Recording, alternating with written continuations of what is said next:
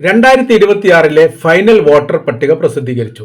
Election commission അതുമായിട്ട് ബന്ധപ്പെട്ട് ഉത്തരവിറക്കി. അതിൻ്റെ ലിങ്ക് പ്രസിദ്ധീകരിക്കപ്പെട്ടു. ഓരോരുത്തർക്കും അത് നമ്മുടെ പേര് വോട്ടർ പട്ടികയിൽ ഉണ്ടോ എന്ന് പരിശോധിക്കാനുള്ള എല്ലാ സംവിധാനവും ഒരുക്കി.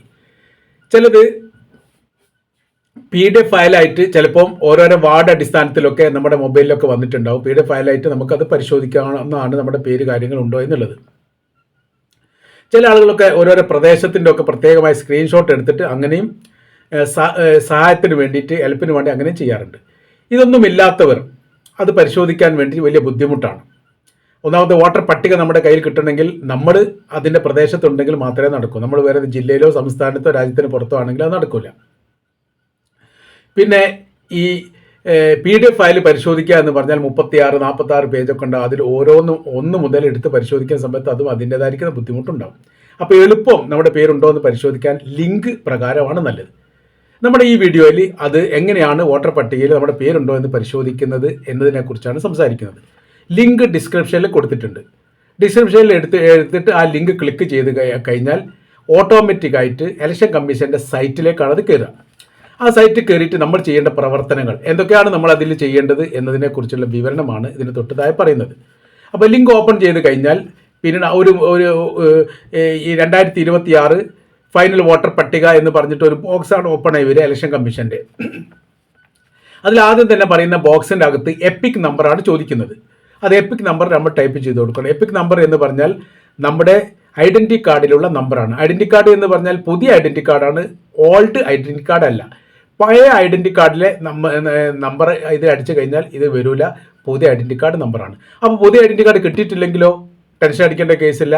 നമ്മുടെ ഈ ഫോം നമ്മുടെ അടുത്ത് തന്നിട്ടുണ്ടാവും, SIRൻ്റെ ഫോം. ആ SIRൻ്റെ ഫോമിൻ്റെ ഏറ്റവും മേൽഭാഗത്ത് നമ്മുടെ പേരിൻ്റെ തൊട്ട് താഴെ എപ്പിക് നമ്പർ എന്ന് എഴുതിയിട്ടുണ്ട്. ഫോമിൻ്റെ കോപ്പി നമ്മൾ സൂക്ഷിക്കാൻ വേണ്ടി പറഞ്ഞിട്ടുണ്ട്, എല്ലാവരുടെ കൈവശത്തിലുണ്ടാവും.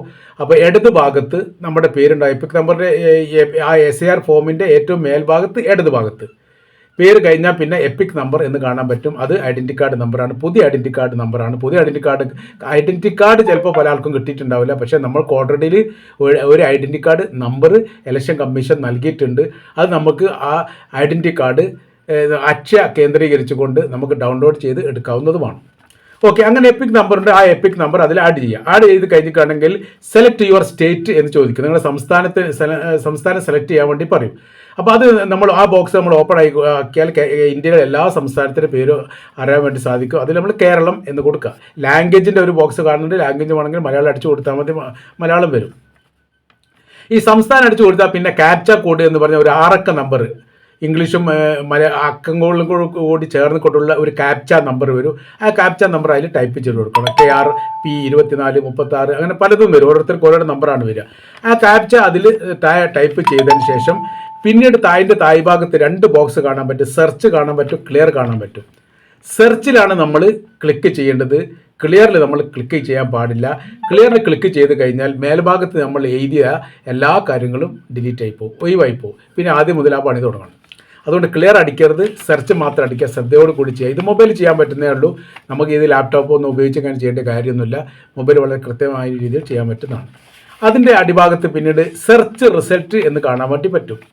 ഈ സെർച്ച് റിസൾട്ടാണ് നമ്മുടെ റിസൾട്ടായിട്ട് അതിൽ വരുന്നത്.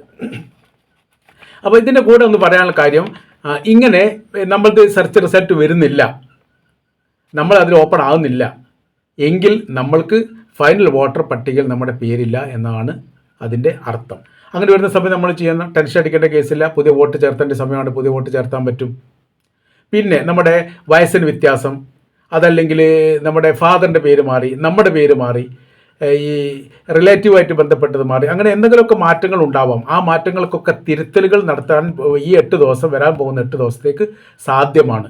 ടെൻഷൻ അടിക്കേണ്ട കേസില്ല. പേരില്ലെങ്കിൽ നേരെ BLOനെ നമ്മൾ കാണണം, BLO ആയിട്ട് സംസാരിക്കണം, എന്ന് BLOനോട് പറയണം, എൻ്റെ പേര് വന്നിട്ടില്ല, ഞാൻ എന്താ ചെയ്യേണ്ടത്. അപ്പോൾ അവർ നമ്മളോട് പറയും ഇന്ന കാര്യങ്ങളാണ് ചെയ്യേണ്ടത് എന്നുള്ളത്. അപ്പോൾ അത് ചെയ്യുന്ന സമയത്ത് നമ്മളത് ചെയ്ത് കൊടുത്തു കഴിഞ്ഞാൽ പിന്നെ എന്ത് ചെയ്യും, പുതിയ വോട്ട് ചേർത്തുമായിട്ട് ബന്ധപ്പെട്ട കാര്യങ്ങൾ അവർ നമ്മളെ സഹായിക്കും. നമ്മൾ അതുപോലെ നീങ്ങാൻ മതി, അത്രേ ഉള്ളൂ. അപ്പോൾ ഈ സെർച്ച് റിസൾട്ട് കഴിഞ്ഞാൽ പിന്നീട് സീരിയൽ നമ്പർ എന്ന് പറഞ്ഞിട്ട് 1, 2, 3 അങ്ങനെ ഒരു നമ്പറുകൾ വരും. അത് കഴിഞ്ഞാൽ നെയിം, നമ്മുടെ പേര് വരും, പിന്നെ വയസ്സ് വരും, റിലേറ്റീവ് നെയിം, റിലേറ്റീവ് ഒന്നൊക്കെ ഫാദർ അല്ലെങ്കിൽ മദർ, ഹസ്ബൻഡ് അല്ലെങ്കിൽ വൈഫ്, അങ്ങനെ ഏറ്റവും അടുത്തുള്ള റിലേറ്റീവിൽ ഒരാളുടെ പേര്, നമ്മൾ ഏത് പേരാണോ കൊടുത്തത് ആ പേരാണ് വരിക. സ്റ്റേറ്റ്, നമ്മുടെ സംസ്ഥാനം വരും, ജില്ല വരും, ഡിസ്ട്രിക്ട് ജില്ല വരും, അസംബ്ലി കോൺസ്റ്റിറ്റ്യുവൻസി, നമ്മൾ MLAക്ക് വോട്ട് ചെയ്യാവുന്ന കോൺസ്റ്റിറ്റ്യുവൻസിയാണ് അസംബ്ലി കോൺസ്റ്റിറ്റ്യുവൻസി എന്ന് പറയുന്നത്, അതിൻ്റെ പേര് വരും, ഏതാണോ അത്. പിന്നീട് നമ്മുടെ പാർട്ട് നമ്പർ വരും. പാർട്ട് നമ്പർ എന്ന് പറഞ്ഞാൽ നമ്മൾ പോലീസ് സ്റ്റേഷൻ്റെ നമ്പറാണ്. വോട്ട് ചെയ്ത ഒരു പോലീസ് സ്റ്റേഷന് ഒരു നമ്പർ ഉണ്ടാവും, ആ നമ്പറാണ് പാർട്ട് നമ്പർ എന്ന് പറഞ്ഞാൽ. പിന്നീട് പോളിംഗ് സ്റ്റേഷൻ, പോലീസ് സ്റ്റേഷൻ്റെ പേര് വരും, പോലീസ് സ്റ്റേഷൻ എഴുതിയിട്ട് അതിൻ്റെ പേര് വരും. അത് കഴിഞ്ഞതിന് ശേഷം സീരിയൽ നമ്പർ വരും. സീരിയൽ നമ്പർ എന്ന് പറഞ്ഞാൽ വോട്ടർ പട്ടികയിൽ എത്രാമത്തെ സ്ഥാനത്താണ് നമ്മൾ ഉള്ളത് എന്നുള്ളതാണ് സീരിയൽ നമ്പർ. നമ്മൾ 636 1000 ചെല്ലാനും വോട്ടുള്ള ഒരു ബൂത്താണെങ്കിൽ അതിൽ നമ്മളിപ്പോൾ 636 നമ്മുടെ സീരിയൽ നമ്പർ എങ്കിൽ ആ വോട്ടർ പട്ടികയിൽ 636ാമത്തെ വോട്ടറായിട്ടാണ് നമ്മളുള്ളത്. അപ്പോൾ നമുക്ക് 636 വേഗം സെർച്ച് ചെയ്യാൻ വേണ്ടി സാധിക്കും. നമ്മൾ മനസ്സിലാക്കേണ്ടത് വരാൻ പോകുന്ന നിയമസഭാ തെരഞ്ഞെടുപ്പിലും അത് കഴിഞ്ഞിട്ട് വരാൻ പോകുന്ന ലോക്സഭാ തെരഞ്ഞെടുപ്പിലും ഈ വോട്ടർ പട്ടികയാണ് മാനദണ്ഡ അടിസ്ഥാനം. ഇതിൽ മാറ്റങ്ങളൊന്നും വരില്ല. പുതിയ ആൾ വരുന്ന സമയത്ത് അഡീഷണൽ ആയിട്ട് അതിൽ കൂട്ടിച്ചേർക്കപ്പെടുക മാത്രമാണ് ചെയ്തത്. നിലവിലുള്ളവർക്ക് യാതൊരു മാറ്റം വരില്ല, സീരിയൽ നമ്പറിൽ മാറ്റം വരില്ല. അതാണ് ഇതിൻ്റെ ഫൈനൽ വോട്ടർ പട്ടികയുടെ ഏറ്റവും വലിയ പ്രത്യേകത. പിന്നീട് അതിൽ ക്ലിയർ അടിച്ചാൽ ക്ലിയറിൻ്റെ ഒരു ഓപ്ഷൻ കാണാം. ക്ലിയർ അടിച്ചു കഴിഞ്ഞാൽ കംപ്ലീറ്റ് നമ്മൾ മേലെ ചെയ്ത എല്ലാ പ്രവൃത്തികളും കഴിഞ്ഞു. പുതിയതായിട്ട് വേണമെങ്കിൽ ആഡ് ചെയ്യാമെന്ന് മാത്രം. അതിനോടൊപ്പം പിന്നെ ഒന്ന് നിങ്ങൾക്ക് ഇങ്ങനെ കാണാൻ പറ്റും, ആക്ഷൻ എന്ന് പറഞ്ഞിട്ട് ഒരു ബോക്സ് കാണാൻ പറ്റും. ആക്ഷൻ എന്ന് പറയുന്ന ബോക്സിൽ നമ്മൾ ക്ലിക്ക് ചെയ്ത് കഴിഞ്ഞാൽ നമ്മുടെ പേര്, നമ്മുടെ ഫാദറിൻ്റെ പേര്, വയസ്സ്, ഡിസ്ട്രിക്ട്, സ്റ്റേറ്റ്, ഇതുമായിട്ട് ബന്ധപ്പെട്ട എല്ലാം A4 പോലെ ലൈനിൽ 1 by 1 ആയിട്ട് നമുക്കിങ്ങനെ കാണാൻ വേണ്ടി പറ്റുന്നതാണ്. ഒരു പേജിൻ്റെ അകത്ത് കാണാൻ പറ്റും. നമ്മൾ ഈ പറഞ്ഞതൊക്കെ 1 by ഓരോന്ന് കഴിഞ്ഞിട്ട് അടുത്തത് നെക്സ്റ്റ് വരുന്നതിന് പകരമായിട്ട് ഒരു A4 സൈസിൽ അത് കാണാൻ വേണ്ടി പറ്റും. നമുക്കത് വേണമെങ്കിൽ പ്രിൻ്റ് എടുക്കാവുന്നതാണ്. വോട്ടർ പട്ടികയിലുള്ളതാണ്, അത് അതിൻ്റെ A4 സൈസിൽ കാണാൻ വേണ്ടി പറ്റും എന്നുള്ളത്. അതിനുശേഷം പിന്നീട് നമ്മുടെ BLOയുടെ പേര്, മൊബൈൽ നമ്പർ, അതിൻ്റെ മേലെ ഉദ്യോഗസ്ഥനായിരിക്കുന്ന EROയുടെ പേര്, മൊബൈൽ നമ്പർ, അതിൻ്റെ മേലെ ഉദ്യോഗസ്ഥനായിരിക്കുന്ന DEOയുടെ പേര്, മൊബൈൽ നമ്പർ, അത് കാണാൻ വേണ്ടി പറ്റും. എന്താ ഡൗട്ടോ കാര്യങ്ങളോ ഉണ്ടെങ്കിൽ അവരോട് വിളിച്ച് ചോദിക്കാൻ വേണ്ടിയിട്ടാണ് അവരുടെ മൊബൈൽ നമ്പറും പേരും കാര്യങ്ങളും തരുന്നത്. അപ്പോൾ ഇതുവരെ വോട്ട് ഉണ്ടാക്കാൻ പറ്റാത്തവർ, ഈ വോട്ടുമായിട്ട് ബന്ധപ്പെട്ട് ഈ വോട്ടർ ലിസ്റ്റിൽ പേര് ചേഞ്ച് ആക്കുന്നതുമായിട്ട് ബന്ധപ്പെട്ട് അങ്ങനെ എന്ത് കാര്യങ്ങളുണ്ടെങ്കിൽ ഞാനൊരു കോൺടാക്ട് നമ്പർ കൊടുത്തിട്ടുണ്ട്. അതിൽ ബന്ധപ്പെട്ട് കഴിഞ്ഞാൽ അവർ നിങ്ങൾക്ക് ആ വിഷയവുമായിട്ട് ബന്ധപ്പെട്ട ഹെൽപ്പ് ചെയ്തു തരും എന്നുള്ള കാര്യം അറിയിക്കുകയാണ്. താങ്ക്